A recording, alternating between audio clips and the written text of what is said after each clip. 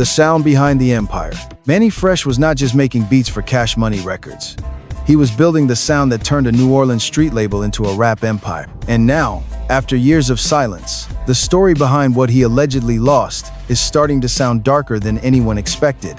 For a long time, fans saw Birdman, Slim, Lil Wayne, Juvenile, BG, Turk, and the Hot Boys standing in the spotlight. They saw the gold chains, the videos, the platinum plaques, the universal deal, the private jets, and the Cash Money lifestyle that made the label look unstoppable. But behind all that shine was one man sitting behind the boards, shaping almost every drum pattern, every bounce, every horn stab, every bass line, and every anthem that made people move. That man was Mannie Fresh.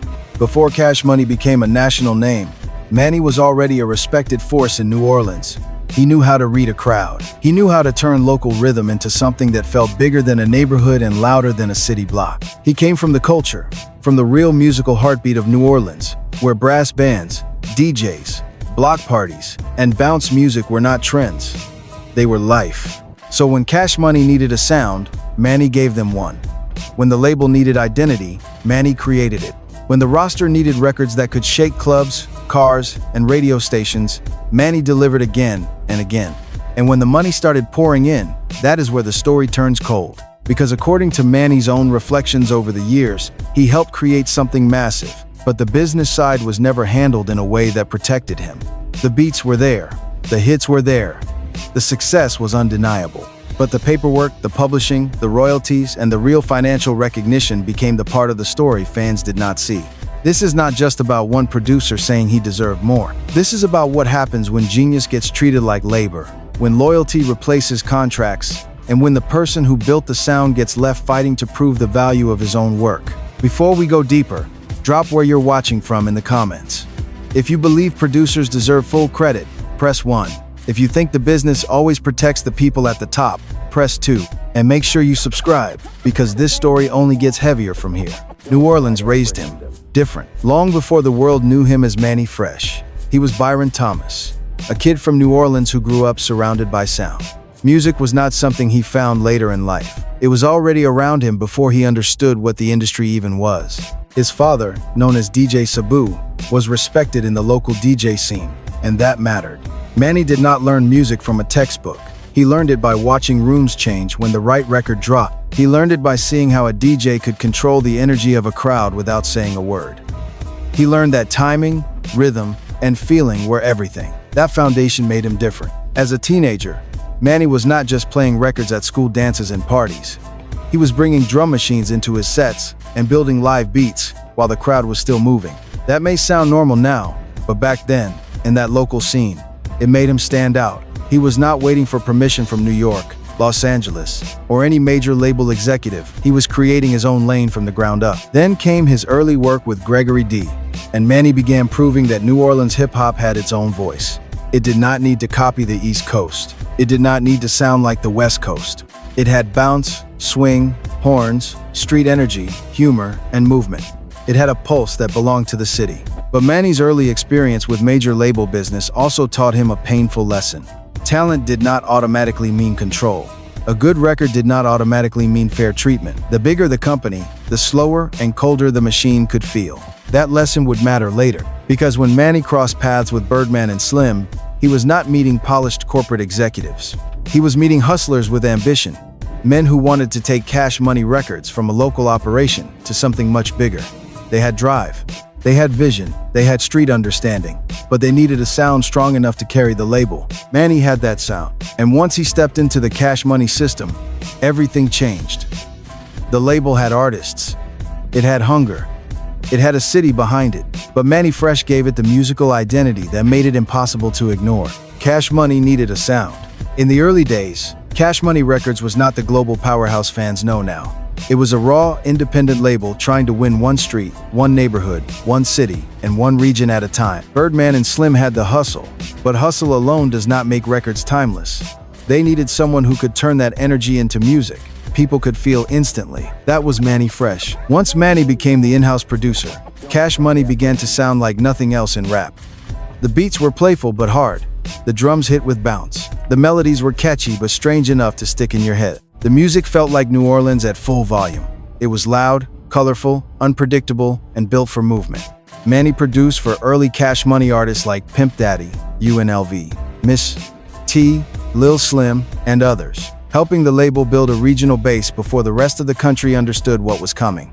While other labels were chasing national trends, Cash Money was building a local sound so specific that fans could recognize it immediately. That was the genius of Mannie Fresh. He did not just make beats, he created a world. Then the roster started becoming dangerous. BG was there. Juvenile came in with star power. Turk brought another voice to the movement. And then there was a young Lil Wayne, barely old enough for people to understand what he would eventually become, but already carrying that hunger that made him impossible to overlook.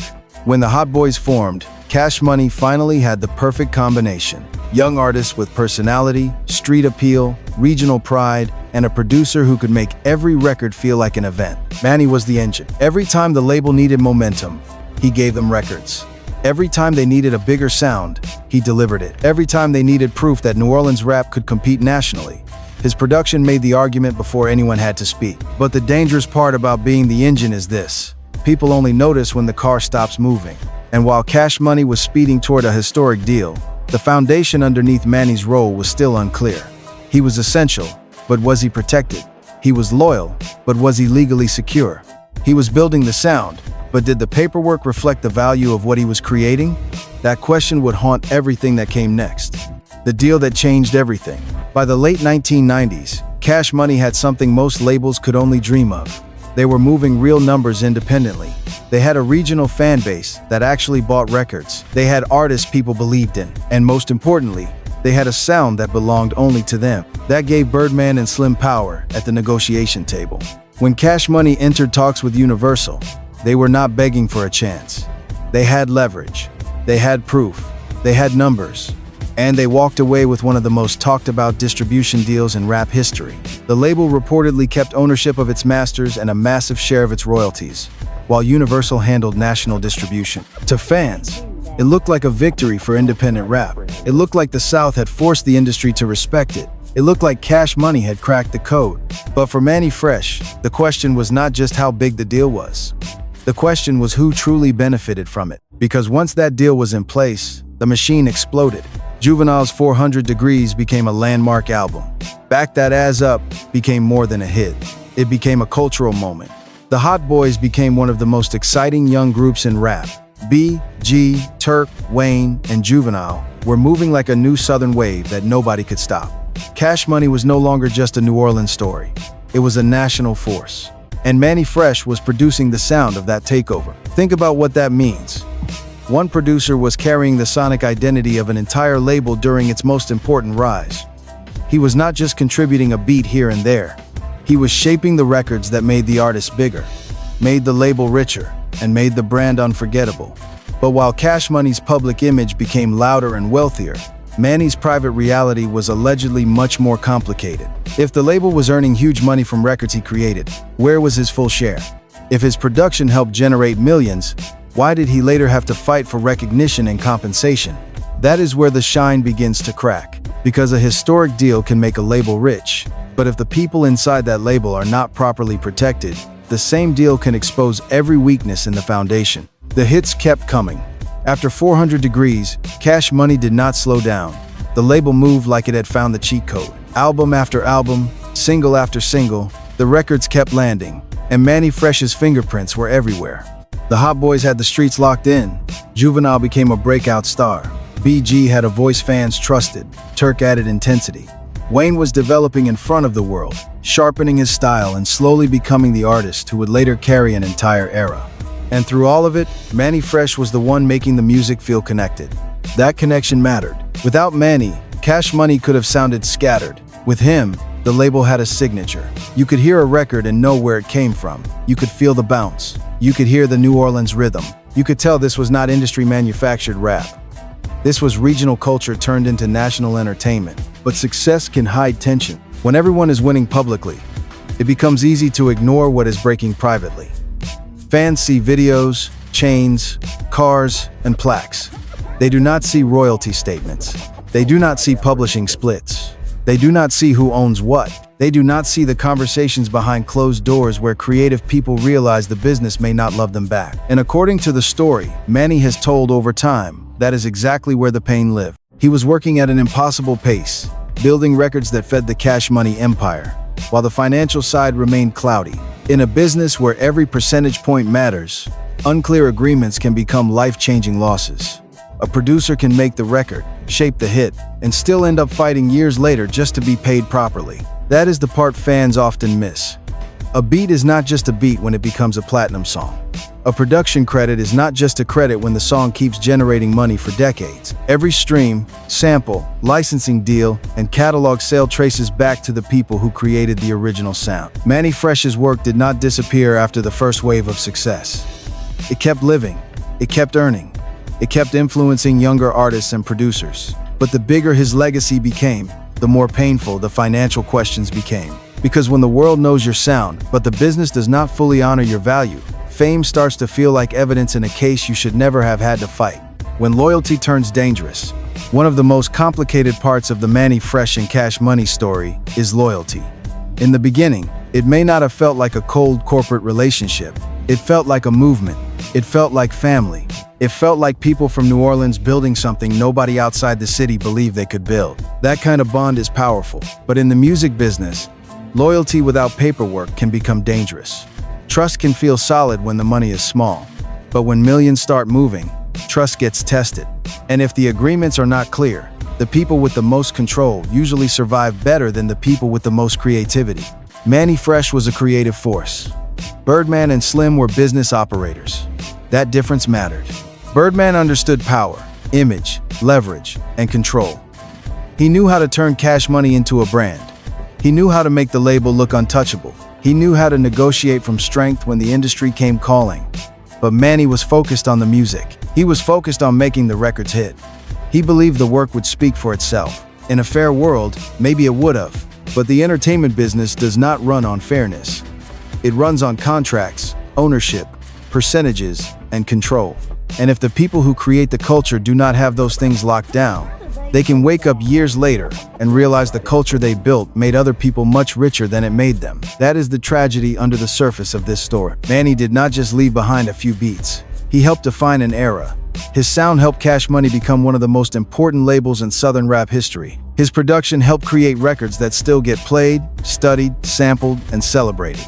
Yet he later found himself in disputes over money connected to that same work. And what makes it even heavier is that Mannie never came off like someone trying to destroy the legacy. He did not spend every interview screaming for revenge. He often spoke with restraint. He chose his words carefully. He understood the history was bigger than one argument. But being peaceful does not mean the situation was right. Sometimes the quietest person in the room has the strongest case.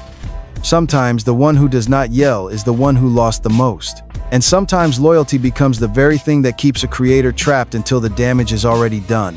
The pattern was bigger than Mannie. What happened with Mannie Fresh does not stand alone. That is why fans still talk about it. Cash Money's history is filled with artists and producers who later claim money issues, contract problems, or unpaid compensation. Juvenile left. B.G.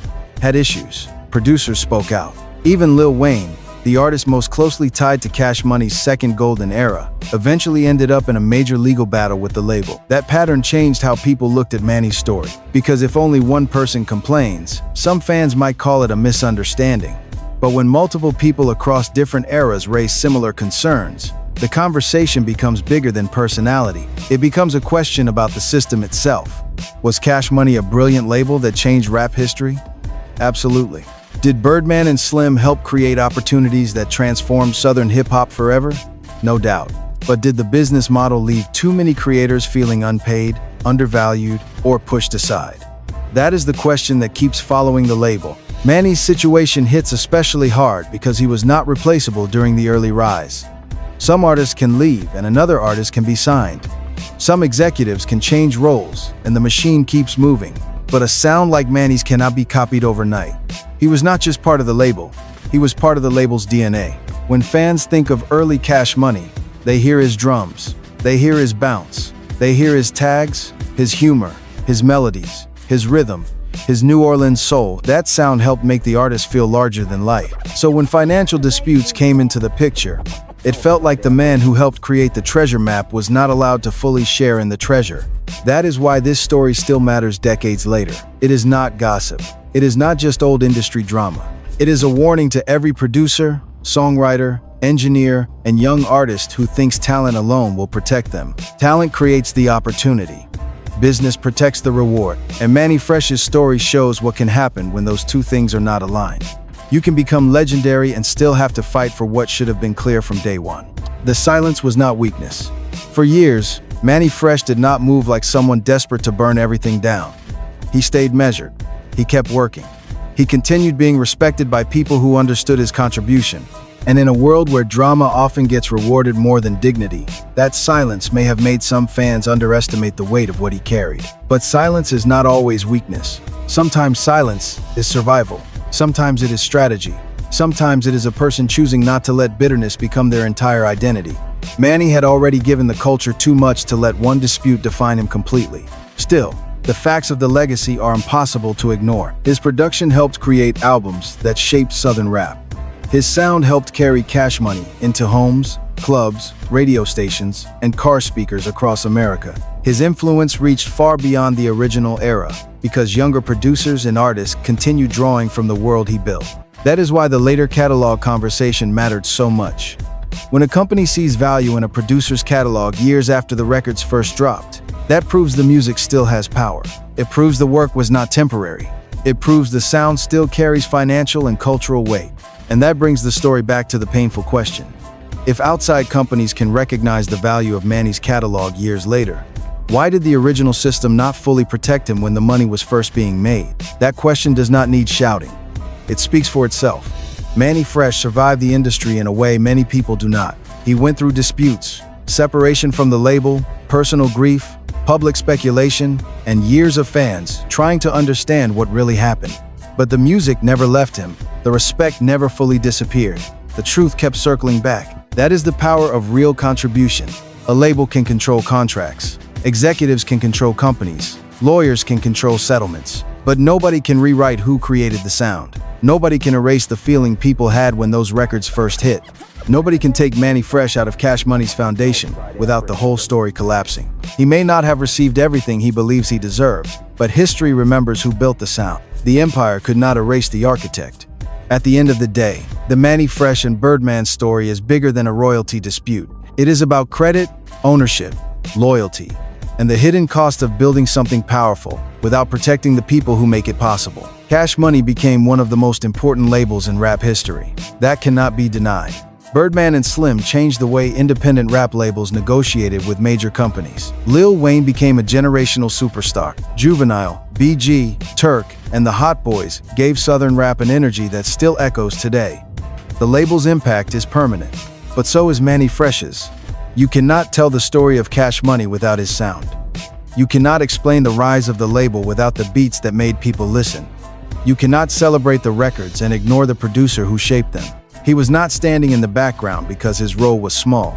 He was standing in the background because producers often build the house, while other people stand on the balcony. That is why fans are rethinking the story now. For years, the public saw the shine. Now people are asking about the structure behind it. Who owned the music? Who got paid? Who signed what? Who trusted who? Who walked away wealthy? And who had to fight for recognition after the empire had already been built? Those questions matter because hip-hop is full of creators who gave everything to the culture and learned too late that love does not replace legal protection. Mannie's story is a lesson written in platinum plaques and unpaid questions. And still, what makes his legacy powerful is that it did not end in bitterness. He continued to be seen as one of the architects of Southern hip-hop. He continued to receive respect from fans, artists, and producers who understand that Cash Money's golden era does not sound the same without him. The empire may have controlled the money. The contracts may have been complicated. The settlements may have stayed private, but the sound is public. The sound belongs to the people who danced to it, drove to it, grew up with it, and studied it. Mannie Fresh helped build a movement that changed rap forever. And no matter how much business confusion surrounded the money, history is finally making one thing clear. Cash Money had the brand, Birdman had the power, but Mannie Fresh had the sound that made the empire move. The lesson behind the Cash Money sound. The Mannie Fresh story leaves behind one of the most important lessons in hip-hop history. Never confuse love for protection, And never confuse loyalty for ownership. Because when the music is young, when the studio is small, when everybody is hungry, it feels easy to believe that friendship will carry everything. It feels easy to think that if you show up, work hard, build the sound, and help everyone win, the reward will naturally come back to you. But the music business does not move on emotion. It moves on paperwork, publishing, masters, splits, contracts, and control. Mannie Fresh helped prove that New Orleans did not need permission from New York, Los Angeles, or Atlanta to shape the future of rap. He helped turn regional bounce into a national force. He gave Cash Money Records an identity so strong that people could hear the first few seconds of a track and already know where it came from. That kind of contribution cannot be treated like background noise. But the strategic mistake was clear. The creative value was massive, while the business protection around that value became questionable. And once the empire got bigger, the gap between contribution and compensation became harder to ignore. For young producers, this is the warning. Do not just chase placements. Understand publishing. Understand producer points. Understand your contracts before the record takes off. Get everything written down. Ask uncomfortable questions early, because it is much harder to ask them after the song becomes a classic, and the money has already moved through 10 different hands. For artists, the lesson is just as important. Respect the people who shape your sound. A producer is not just someone sending beats. A great producer can build the world your voice lives in. They can make your story feel bigger, sharper, and more unforgettable. When that happens, the business should reflect it. And for fans, the human lesson is simple. Behind every legendary label, there are people whose names may not be in the biggest font, but whose work holds the entire story together. Mannie Fresh was one of those people. He helped create a sound that made Cash Money move, and no contract dispute can erase that. So instead of turning this into hate, the better ending is respect. Respect the music, respect the architects, respect the lesson. Build smarter, move cleaner, handle business before success makes the conversation painful. If this story made you look at Cash Money's legacy differently, hit the like button, share this video with somebody who loves real hip-hop history, and subscribe for more deep stories behind the biggest names in rap. Drop a 1 if you believe Mannie Fresh deserved more credit and protection. Drop a 2 if you think the music industry has always been built to favor the people with power.